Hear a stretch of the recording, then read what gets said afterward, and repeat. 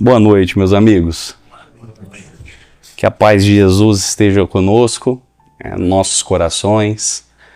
Querendo sempre ter uma fala no início aqui que eu acho muito interessante, né? Vamos pedir ajuda para a espiritualidade para abrir nossas inteligências, né? Às vezes a gente vem à casa espírita e a gente não está num dia muito bom, né? Muitas vezes passamos um dia difícil, um dia complexo e chegamos aqui assim, fechado. Não com o corpo talvez, mas com o coração, com a alma, com a mente. E ao adentrar aqui a casa, há um trabalho que já vem sendo feito pela espiritualidade e por isso que nós nos sentimos tão bem aqui, né? Que faz com que a gente, parece que a hora que a gente senta e começa a assistir a palestra, o nosso coração realmente se abre e o conhecimento chega até nós, né? Para cada um de uma maneira, porque cada pessoa aqui individualmente está vivendo uma fase da sua vida. Hoje nós vamos falar muito disso, né? De fase, é um assunto muito denso, pesado, mas muito necessário, ainda mais para nossa atualidade, de tudo que estamos vivendo no nosso planeta, tá? Não só nível Brasil mesmo, nível planeta. A coisa está muito séria. Eu vou pedir desculpa já, porque eu mudei esse estudo umas 4 vezes. Então, eu vou ler um pouquinho, né? Eu vou consultar porque eu trouxe bastante citações também. Então, vocês não reparam não, da hora que eu estiver consultando aqui, porque, como eu disse, eu tive que alterar muito. E seguindo a sistemática de estudos da casa, né, a gente sempre traz aqui uma questão do Livro dos Espíritos, que é muito importante. O Livro dos Espíritos, quando eu me tornei espírita, eu gosto sempre de falar isso. O João, que é muito amigo, a gente é amigo há muitos anos, ele me deu o Livro dos Espíritos, porque a gente conversava muito, né, e aquilo foi, eu tenho até hoje, né, lá não foi um presente, lá foi um monumento, né, na minha vida, porque eu lembro que primeiro eu li o Livro dos Espíritos, depois eu li de novo, e depois eu fui estudando e entendendo cada questão e como aquilo me esclareceu com relação às dúvidas que eu tinha. Então nós vamos começar pelo Livro dos Espíritos, e tem a questão aqui 141, né, nós estamos no capítulo 2 da encarnação dos Espíritos, falando sobre a alma. E Kardec diz o seguinte, pergunta, né? Há alguma coisa de verdadeiro na opinião dos que pretendem que a alma é exterior ao corpo e o circo envolve? E os espíritos respondem, a alma não se acha encerrada no corpo, qual pássaro numa gaiola. Irradia e se manifesta exteriormente como a luz através de um globo de vidro, ou como o som em torno de um centro de sonoridade. Nesse sentido, se pode dizer que ela é exterior, sem que, por isso, constitua o envoltório do corpo. A alma tem 2 invólucros, um sutil e leve, é o primeiro, ao qual chamas perispírito. Outro, grosseiro, material e pesado, qual chamamos o corpo físico. A alma é o centro de todos os envoltórios. Como germen em um núcleo, já o temos dito. Então, pessoal, eu fiz algumas anotações que eu queria explanar. Achei muito interessante essa questão. É uma dúvida. Inclusive, quando eu participava, que eu estava aqui em Buritama, eu participava dos estudos. Era de segunda, né? Que a gente fazia aqueles estudos. Segunda ou terça. Que a gente vinha e reunia terça, né? Surgiu uma vez esse assunto sobre a questão da alma, né? Então, a resposta mostra que a alma não é uma coisa enjaulada dentro do corpo, né? Ela irradia, se expande e se manifesta. O corpo é só um envoltório grosseiro, pesado, enquanto o perispírito é o sutil, que conecta a alma ao corpo. A alma em si é o núcleo, que é a centelha central. Isso explica por que sentimos presenças, energias e influências sem que haja contato físico. Então, quando chegamos num ambiente e temos uma sensação de que o ambiente está pesado ou que o ambiente é leve, não foi talvez o seu corpo que sentiu aquilo, foi o seu espírito, foi o seu perispírito, que ele capta todas as energias do ambiente. É como o som, ele nasce num ponto, mas alcança o espaço ao redor. Ou como a luz de uma vela, que mesmo pequena, ilumina muito além do seu pavio. A individualidade espiritual não está confinada. Ela interage, troca, influencia e é percebida. Eu até estava vendo se tinha um giz aqui, mas eu acho que eu... Ah, tem. E eu achei muito interessante esse estudo, porque quando a gente tem aqui o corpo, né, vamos imaginar que isso seja um corpo, eu sou péssimo em desenho, tá? Nós temos uma camada sutil em volta do corpo, que é o perispírito. Esse perispírito capta as energias, tá? E a alma? Aqui diz que a alma é o núcleo, tá? Só que ao mesmo tempo, a alma não está dentro. Ela está dentro e ela está fora. Ela tudo percebe. Quando temos aqui, por exemplo, um dispositivo que emite som, o dispositivo está aqui. Porém, o som abrange todo o ambiente. Quando nós temos aqui uma vela acesa, ela não ilumina só isso aqui. Se você colocar ela num quarto escuro, ela ilumina todo o quarto. Assim é a nossa alma e o nosso espírito. Diz que do Chico, acho que o João sabe melhor que eu, a alma dele, a energia dele era quantos quilômetros? Alguns metros, né? Jesus que era, né, muito grande. Então, o alcance disso aqui, dessa energia, nossa, é absurdo. E o que depende desse alcance? O que depende do alcance do nosso espírito, da nossa alma, da nossa energia? A nossa evolução. É isso que constitui, que quer dizer essa pergunta aqui, tá? Então, e esse ensino, uma coisa que eu anotei aqui que eu acho interessante a gente compartilhar, ele desmonta completamente a ideia materialista de que somos apenas corpo. Também corrige a visão mística exagerada de que o corpo é uma prisão. O corpo não é uma prisão. Nós não estamos aprisionados no corpo. Tanto é que, nós não vou entrar nesse aspecto, mas existem a projeção astral, os sonhos, né? O corpo é uma ferramenta, ele é um instrumento necessário para que nós possamos evoluir. Porque aqui, estando nele, nós sentimos todas as emoções, passamos por todas as mazelas da vida, todos os caminhos, e através disso a gente consegue evoluir, tá? E pensando em termos de vida prática, essa irradiação da alma nos lembra que nossa presença é muito maior que nosso corpo físico. Por isso que quando chega alguém em algum ambiente, essa pessoa às vezes ela tem a capacidade de transformar o ambiente positivamente, ou ela tem a capacidade de deixar o ambiente pesado.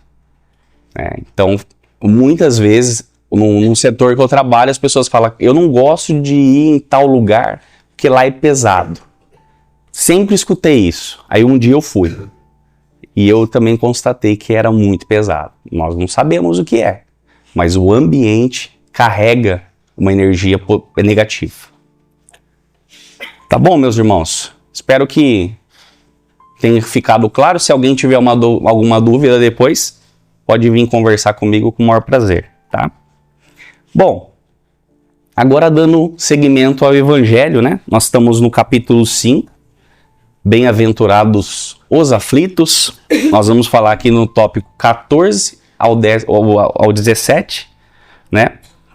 E eu tenho para falar, meus irmãos, que esse tema, eu confesso que, principalmente esse ano, é um tema que mexeu muito comigo, né? Há tempos já eu vim estudando Por isso que eu mudei tanto esse estudo, porque cada hora eu pensava uma coisa e ia alterando, mas ele tira um pouco a nossa paz, né? Por mais que nós vamos trazer aqui a visão espírita, a visão kardecista, mas ao mesmo tempo é um tema assim muito, muito complexo, né? A gente está vivendo um momento muito delicado no planeta, onde as pessoas estão sendo tomadas pelas doenças invisíveis, né? Pelas doenças da mente. Entre essas dores, a gente destaca duas, que é o que nós vamos falar aqui hoje, que é o suicídio e a loucura, tá? A taxa de suicídio nas últimas décadas cresceu alarmantemente, né? E a loucura, que nada mais é do que um desequilíbrio.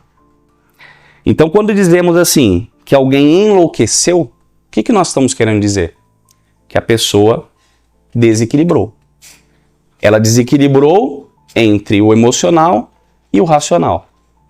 Quando essas duas forças se rompem, obviamente essa pessoa vai entrar num colapso. Bom, segundo, eu trouxe aqui alguns dados oficiais, só para a gente fazer uma introdução.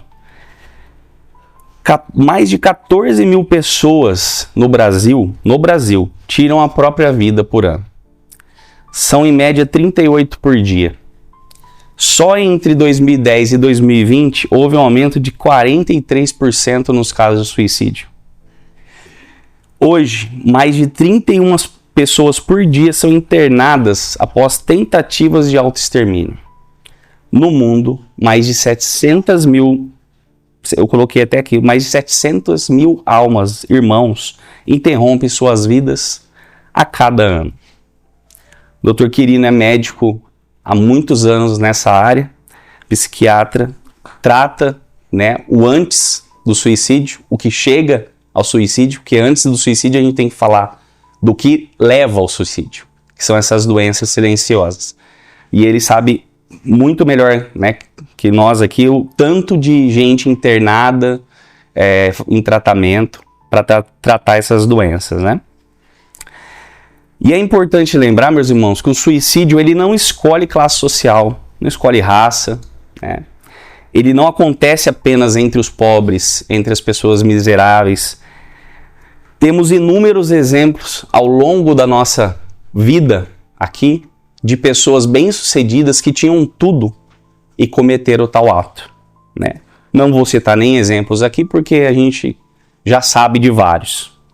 Emmanuel nos lembra que a dor é companheira do homem em todas as latitudes sociais. Ninguém dela escapa para que todos aprendam a elevar-se.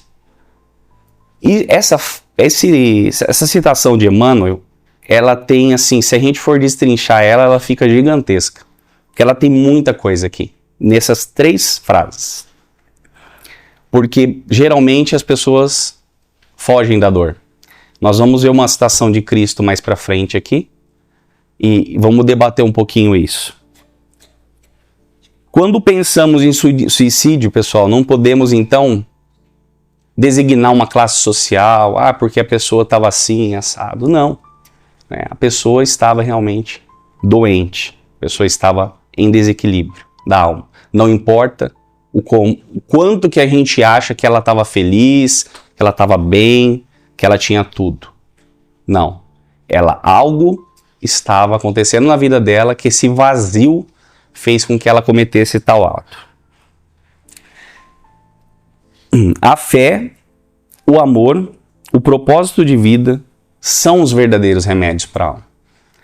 E nós vamos especificar cada um depois. E eu falo também desse tema, pessoal, porque esse ano eu perdi 2 amigos de infância. Um, infelizmente, por suicídio.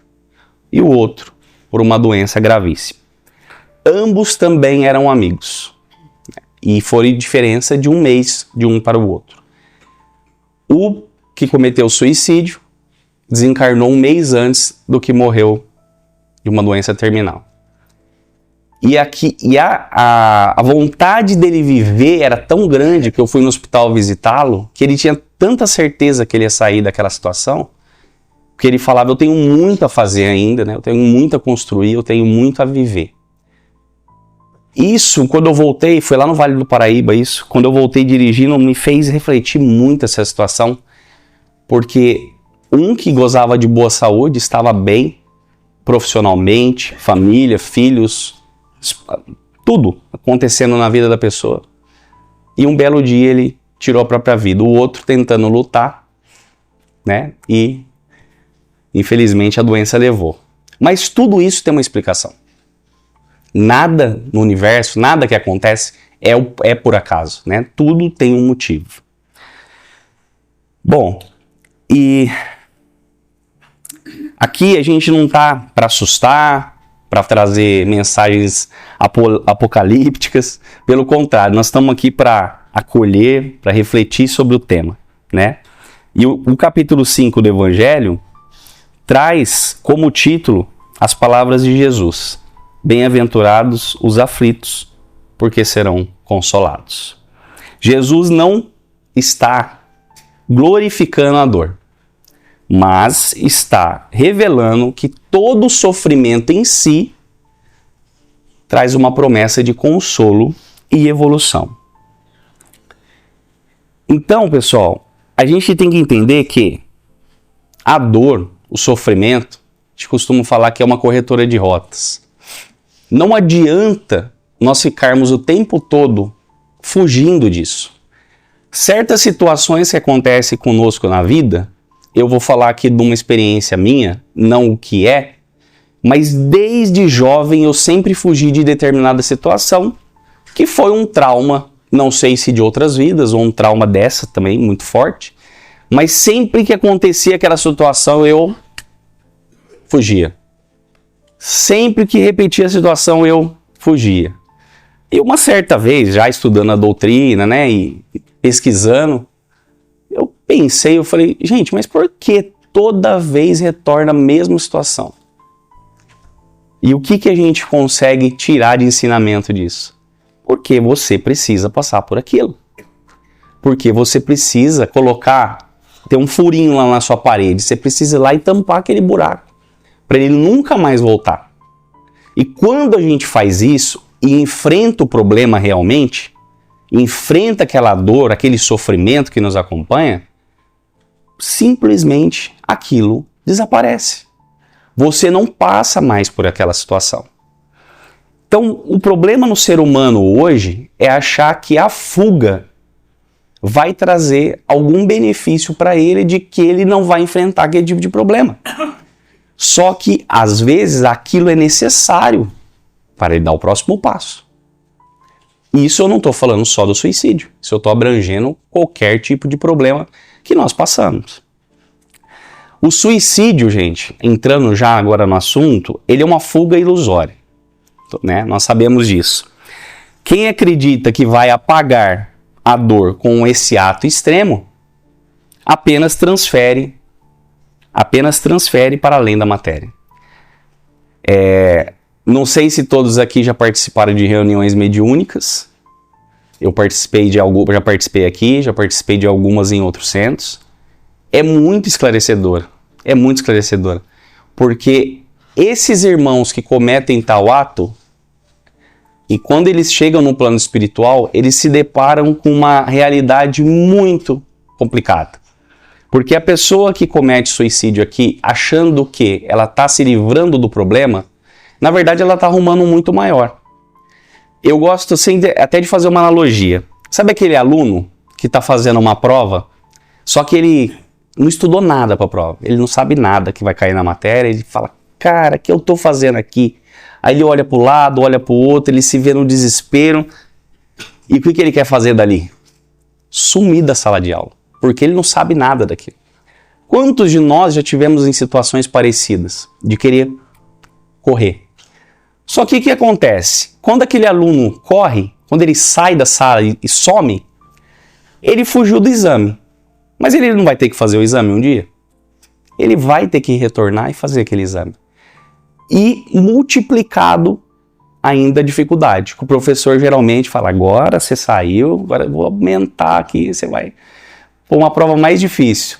Outro detalhe, ele vai fazer a prova sozinho. Outro detalhe, ele não consegue tirar dúvida com o professor nem de um questionamento, porque geralmente é numa sala sozinho que ele vai fazer aquela avaliação. Então, todo o problema que ele fugiu voltou para ele em dose dobrada.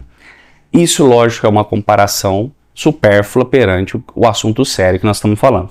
Mas quando a pessoa comete suicídio e a hora que ela chega no plano espiritual, pelos relatos que nós temos já de almas desencarnadas que vêm através da mediunidade nos contar, é que o sofrimento é multiplicado por 1000. Porque aquele sofrimento que fez com que ela cometesse tal ato não foi embora.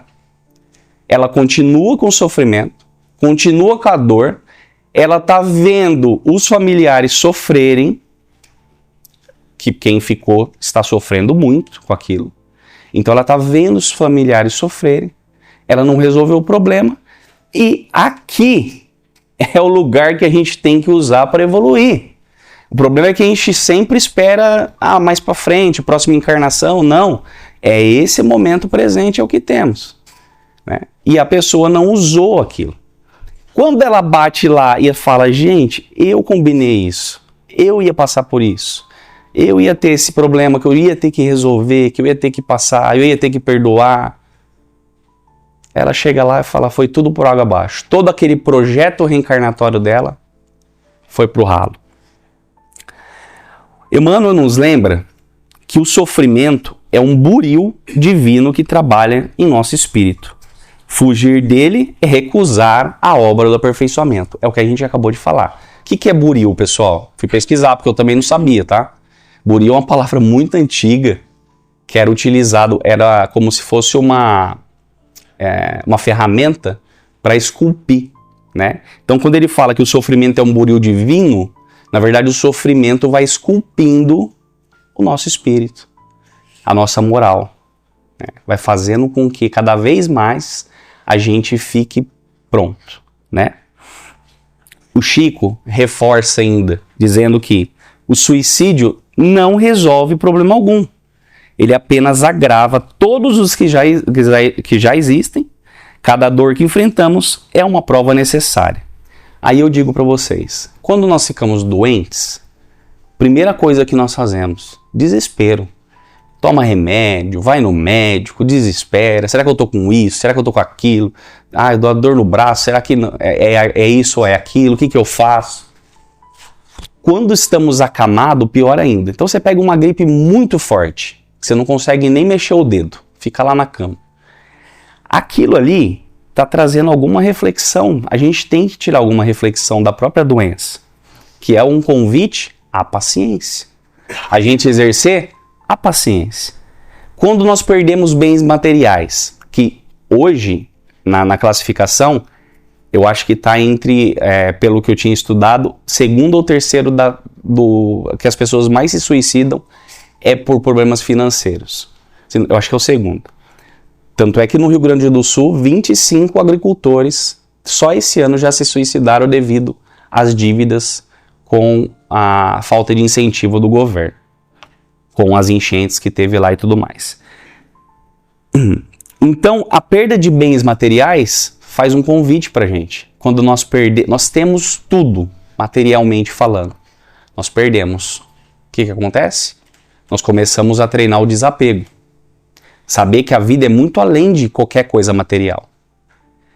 Quando nós sofremos um abandono pelo parceiro, pela parceira, pela família ou uma traição, nós temos a oportunidade de praticar o perdão. Aí eu trago uma reflexão. Será que o suicídio resolve a dor? Ou ele apenas muda o endereço dela? Uma outra coisa muito importante relacionada ao suicídio é o medo.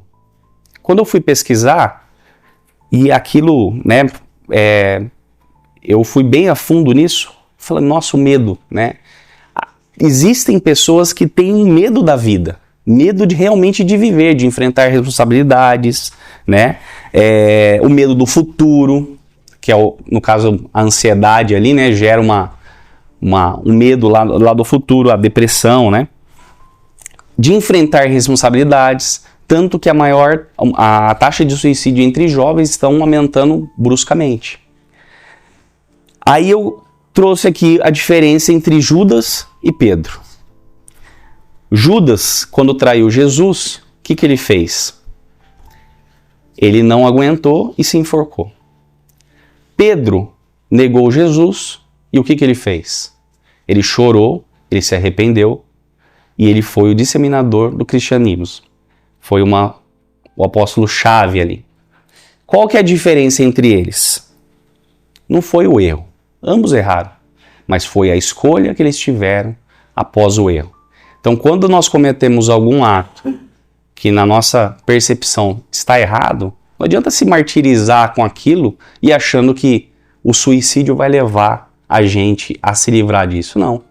Nós temos que trabalhar a nossa elevação para que a gente consiga sair daquele momento. E o segundo tópico, pessoal, é sobre a loucura, né? Estão totalmente interligados um ao outro. A loucura e desequilíbrio. Segundo Kardec, ele classifica a loucura em dois tipos. A orgânica, que é ligada ao cérebro, é ligada ao corpo, e a moral e a espiritual, que é ligada a paixões, principalmente a vícios, desequilíbrios emocionais e até obsessões. Tem que tomar cuidado com as obsessões também, porque senão a gente normaliza muito a questão de obsessão. Ah, tá obsediado, tá obsediado. E às vezes é a gente mesmo que tá se sabotando, tá? Então aqui a ligação é muito importante, porque da loucura, muitas vezes, leva a pessoa ao quê? Ao suicídio. Porque o desequilíbrio faz isso, né? Então quando a mente perde a clareza, quando a razão e a emoção se rompem, o sofrimento pode parecer insuportável. A pessoa que chega ao ato do suicídio, ela não foi uma coisa do dia para a noite. Foi uma coisa construída ao longo do tempo. Né? Foi um desequilíbrio muito grande, né, dentro dela, que levou a certas doenças que vêm antes. Para que ela chegue no ato em si, ela está em extremo desespero. Então o suicídio, o Emmanuel no Consolador, ele diz que o suicídio é filho do desequilíbrio espiritual. Toda fuga da vida reflete a desarmonia do coração que não soube suportar a lição recebida. A pessoa às vezes acha que o cargo, a carga que ela está levando é tão grande, é tão pesada, que ela não está conseguindo, né? Então a fuga é mais fácil para ela, na cabeça dela. Vou fugir, vou deixar tudo aí que eu resolvi o problema. E Chico ainda complementa aqui. Quase todo suicida não deseja matar-se. Apenas quer livrar-se da dor que não consegue suportar. Que é o querendo diz que ele é um egoísta. Por quê? Porque ele pensou só nele, não pensa nos outros. Ele sempre já falou isso aqui. É. Se até eu aqui uma reflexão interessante também. A gente vem com um chipzinho dentro de nós que chama instinto de sobrevivência. O que a gente faz quando vai atravessar a rua e o carro está vindo em alta velocidade e você se pega no susto? A primeira reação nossa é tentar se desvencilhar do atropelamento. Quando você vê um animal selvagem, a primeira coisa que você faz é correr, né? Então, quando um assalto, qualquer coisa, você se esconde, você se apavora. Isso é instinto de sobrevivência. Deus é tão perfeito que Ele nos criou com esse instinto para justamente que a gente não atentasse contra a vida e que a gente tivesse esse reflexo e esse instinto para em situações extremas a gente conseguir sobreviver. Então, se o instinto natural da vida é a preservação, que esse é o instinto natural da vida, não seria suicídio sempre um sintoma de desordem mental e emocional? Porque se a pessoa atenta contra a própria vida, ela não está sã. Esse instinto de preservação dela totalmente se desligou, né? E na nossa sociedade, pessoal, vemos essa loucura coletiva hoje cada vez mais atual. Em várias formas. Ansiedade crescente, pressa. Nossa, hoje você vê as pessoas, né, às vezes no trânsito, na vida cotidiana, é uma pressa que parece que a pessoa tem que chegar aquele momento, aqueles 2 segundos de diferença vai fazer uma tremenda diferença na vida dela. Né? Talvez faça mesmo, que ela sofre um acidente e infelizmente venha a desencarnar. Comparações, esse aqui eu cito sempre, comparações constantes nas redes sociais. Pessoal, isso aí tá deixando o povo doente. É uma comparação, é feed de notícia. Sempre se compare com você mesmo.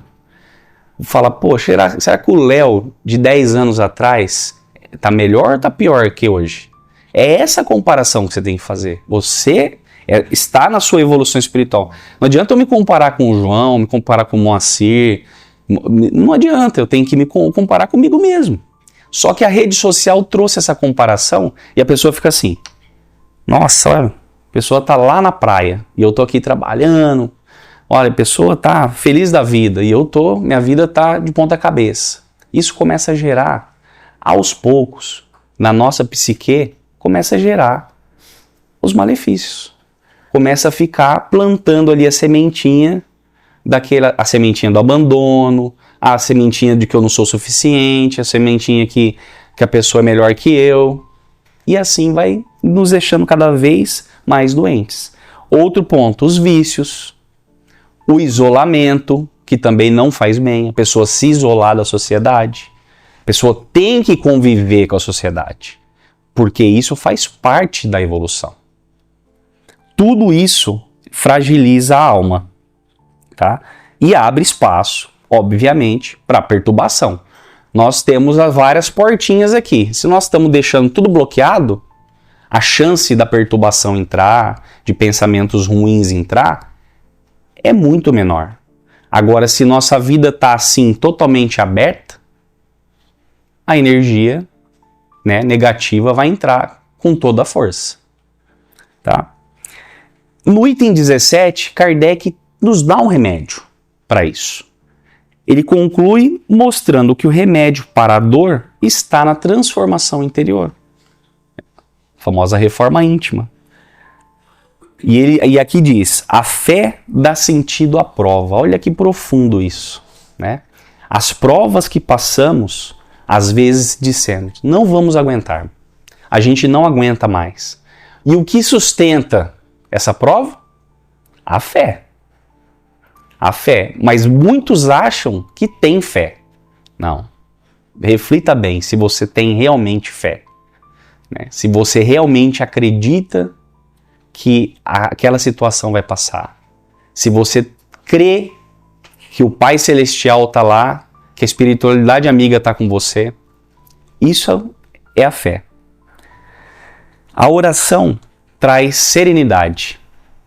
Então, quando oramos, nós vamos fazer um exercício aqui depois. Quando oramos, a serenidade vem automaticamente. É o calmante natural. A resignação ativa, ou seja, aquelas que a gente está sempre se levantando, resiliente, transforma sofrimento em força moral. Nós conseguimos ter força para conseguir enfrentar qualquer obstáculo com essa resignação. Paulo de Tarso dizia que a minha graça te basta porque o poder se aperfeiçoa na fraqueza. Pessoal, quando a vida, a gente acha, eu gosto de desenhar, viu? Eu sou péssimo em desenho, mas eu gosto de fazer os desenhos. Tipo isso. Aqui. As pessoas acham que a vida é assim, ó. E não é. A vida é assim. Onde que a gente aprende? Aqui? É embaixo. É aqui. É aqui. É aqui. É aqui. Toda queda é oportunidade. Do quê? De aprendizado. É aqui que a gente vai aprender a não cometer os mesmos erros que fez com que a gente caísse aqui. A gente levanta. Esse erro não pode acontecer mais. Mas vão vir outros aprendizados. Opa, aprendi. Aqui passei. Vou pro próximo. Opa, caí. Aqui passei. Vou pro próximo. Só que essa escala é meio que assim, né? Não reta, né? Porque cada degrau é evolutivo. Voltando só naquela questão do Livro dos Espíritos rapidamente. Não é porque eu tinha confundido. Eu achei que era 128, mas eu vou comentar dela. Na questão 128 do Livro dos Espíritos, eles falam sobre os anjos, né? Que muitas doutrinas colocam o anjo como um ser arbitrado por Deus. Então, ele se tornou anjo. Não. Na verdade, o anjo um dia fomos nós. Éramos nós aqui, pessoas igual a nós, que trabalhou nessa escala aqui. E ela não precisa mais reencarnar. Ela está num outro plano espiritual que ela não precisa mais. Entendeu? A doutrina é tão justa, né? Deus é tão justo que é a oportunidade de todos. Basta a gente querer, tá? Uma coisa que eu gosto muito de trazer também é que por qualquer situação que vocês estejam passando, vai passar. Mesmo sendo boa, ela vai passar também. Vão vir situações difíceis e ela vai passar.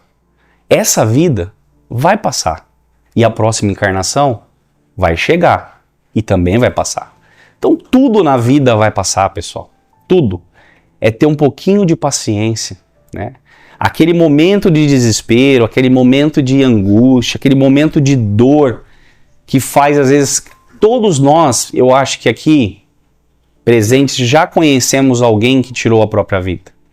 E essa pessoa realmente estava num momento de desespero e, às vezes, aquele desespero silencioso. Ela nunca disse nada a ninguém, mas lá dentro estava martelando aquilo. Mas às vezes falta um pouquinho só daquele respiro, falar, poxa, isso aqui uma hora vai fluir, vai passar, né? E a gente vai continuar dando vai continuar a vida, né? Enfim. Então, quando pensamos em desistir, quantas vezes já olhamos para o céu e perguntamos, Senhor, até quando isso? Né? Mas a vida, lembre-se disso, é um dom divino. Cada lágrima será recolhida.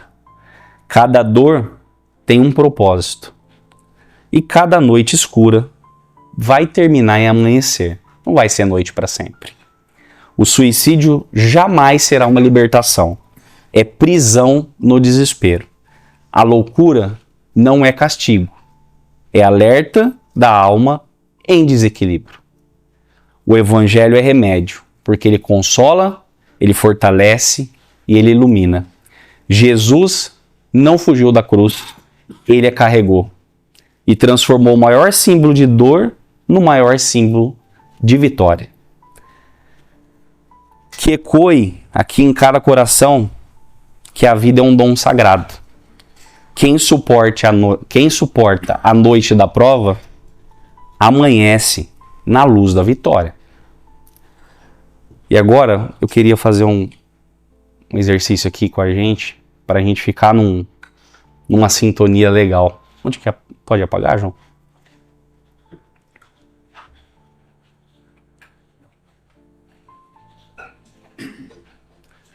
Meus irmãos, eu pedi que vocês fechem os seus olhos, né, por favor,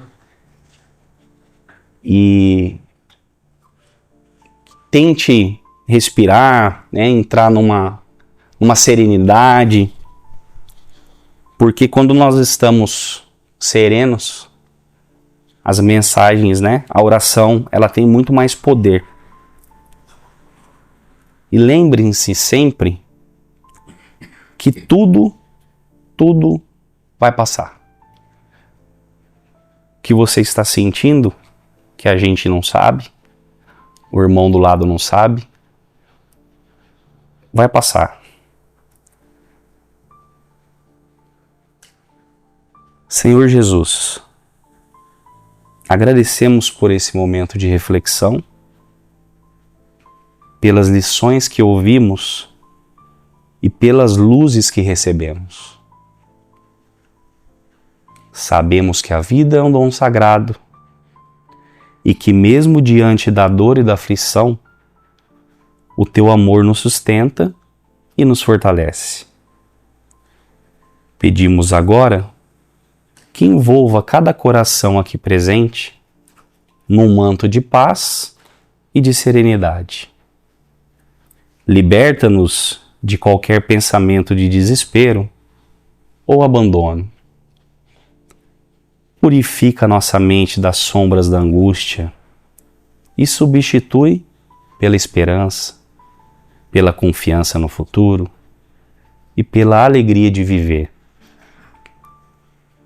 Cuide, meu Pai, daqueles irmãos que lutam com as enfermidades da mente. Que eles sintam nesse instante a Tua presença amorosa, consolando, fortalecendo e renovando. Que possamos sair daqui mais leves, com a certeza de que nunca estamos sozinhos, porque o Teu amor caminha conosco em todas as estradas da vida. Que a Tua luz nos acompanhe e que possamos ser também luz na vida daqueles que caminham ao nosso lado. Que assim seja, Senhor.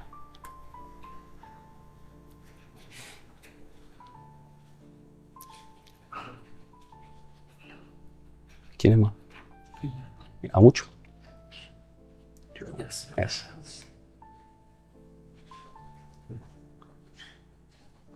Pessoal, é isso. Eu espero que, como eu disse no início, né? O tema é denso, é pesado, mas que o coração de cada um aqui saia com essa mensagem de que todos nós temos problemas, né? A gente tem que saber lidar com eles, a gente tem que aprender a lidar com eles e carregue isso com vocês. Lembre sempre desse dia, que tudo vai passar, de uma forma ou de outra, tanto bem quanto ruim, mas vai passar, tá bom? Fiquem com Deus, né, que acompanhem vocês ao retorno aos seus lares e até a próxima vez, se Deus quiser. Muito obrigado, viu?